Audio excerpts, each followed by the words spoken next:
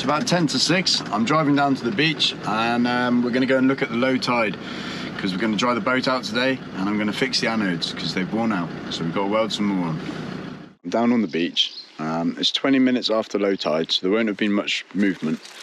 And as you can see, it's a nice low tide. You can see the high tide mark here, so it's a very obvious line there. It's neap tides at the minute, which basically means that the water isn't going to move much. You see that wall up there? This is a neap tide line, and where the weed is up there, that would be a spring tide. So we haven't got as much water movement. Oh man, look at that. That almost looks like a giant megalodon tooth. Wow, look at that. It's definitely not though. Low tide here. Let's have a little look. Boat's out on the water at the minute. It's just in the distance there. Hardly any wind or weather, so it's pretty good for this. The rule of 12ths. So this is good for roughly working out how and where the tide's going to be and knowing how much water is going to move at different times in the tide. Basically, the tide is 6 hours from low to high or from high to low. And in each hour of that tide, we know a certain amount of water is going to move. And so we can divide it up like this. So the first hour of the tide, we know that 1/12 of the total movement of water in that tide will move. In the second hour of the tide, we know that 2/12 of the total amount of water will move. And the third hour of that tide, 3/12 of the total amount of water will move. So that takes us up to mid-tide. That's why the tide seems to be screaming out or screaming in at mid-tide, because actually there is a lot more water moving. There's 3 times more water moving in the middle of the tide than at the beginning of the tide. And then it follows the other way too. So on the 4th hour of the tide, 3/12 of the tide will move. And on the 5th hour of the tide, 2/12 will move. And on the last final hour of the tide, only 1/12 will move. So if you add all that up, you'll get 12. And basically that tells you how much water is going to move and at what point in the tide. Pretty useful. Okay, so we're going to have a play on the beach and I'm going to do some marking and just so we can work out roughly where the tide will be at what times. So first we've got to find the halfway point between our high tide line here, this one here, and the low tide line over there. And yeah, then we'll know roughly where to put the boat.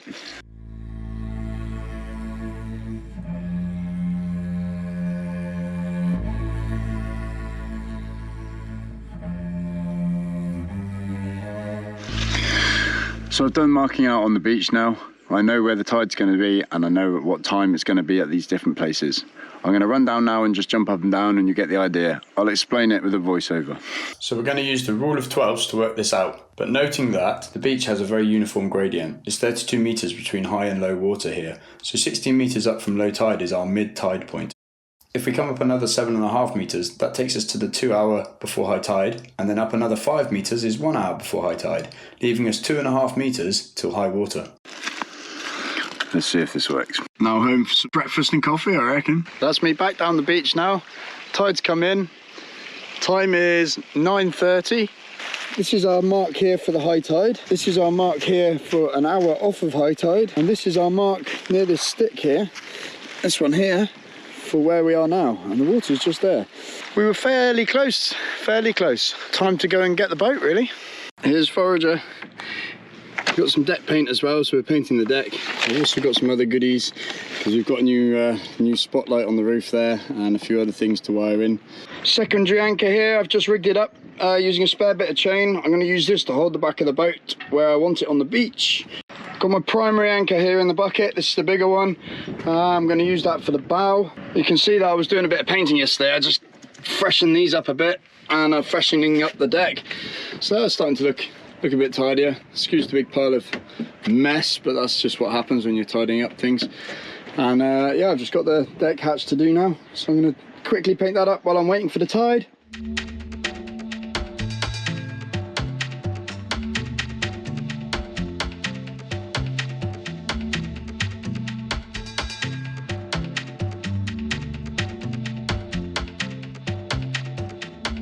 I've actually called in some help here from a friend who owns the big rib along the starboard side there.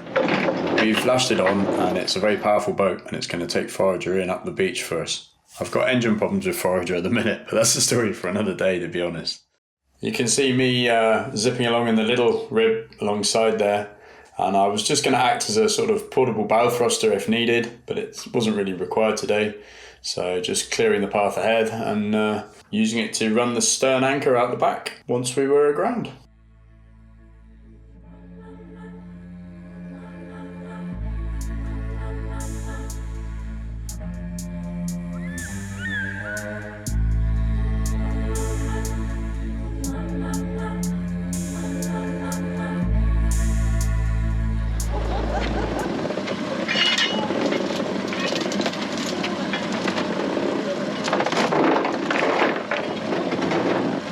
So that's perfect, we've got it all sorted. She's drying out on the beach now.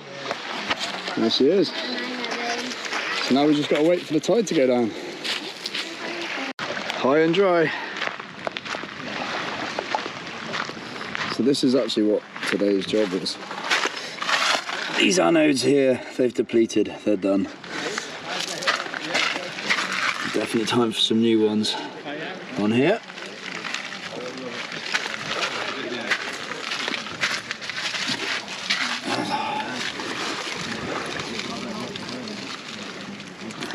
We've got another one here to do with another anode there. Oh dear, look at the ones on this side. That one's completely gone. Yeah, we'll have to get these sorted. And there's another one. What we've got at the minute, and this will be the replacement. And these were the same as these. And they've lasted about just under a year.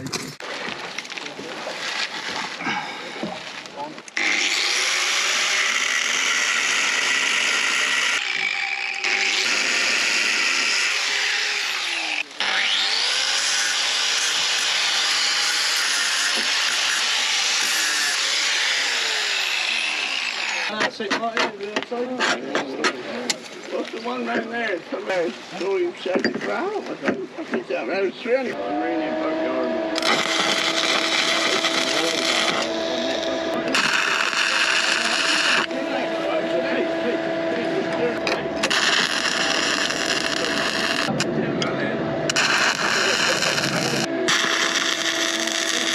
The original anodes that came with the boat were bolted onto the bilge keel, and the bolts had been welded on. And when we tried to change them out, some of the bolts sheared off, and in the end we just ground it back and welded them on. And now it just seems easier just to grind it back and weld it on, to be honest, than welding more bolts on.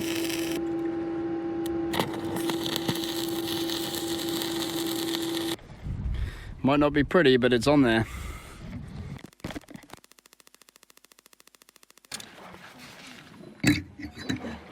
The anode stubs are actually quite thin, and so when you're putting the heat in it, it melts them away if you're not careful.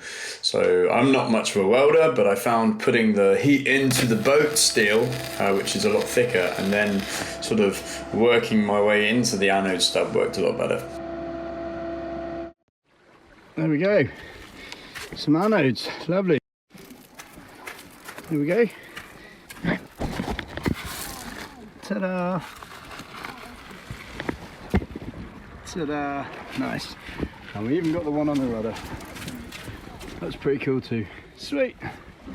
It's been a successful little mission this. We've got our anodes on. That was a bit of an emergency job to do really. Just waiting for the tide to come back in now. So it'll be high tide about midnight. There she is. On the beach with the new anodes. Nice. That's us, we're going to get the boat off now. It's 10:30, so it's a little bit early, but we think we can pull it off.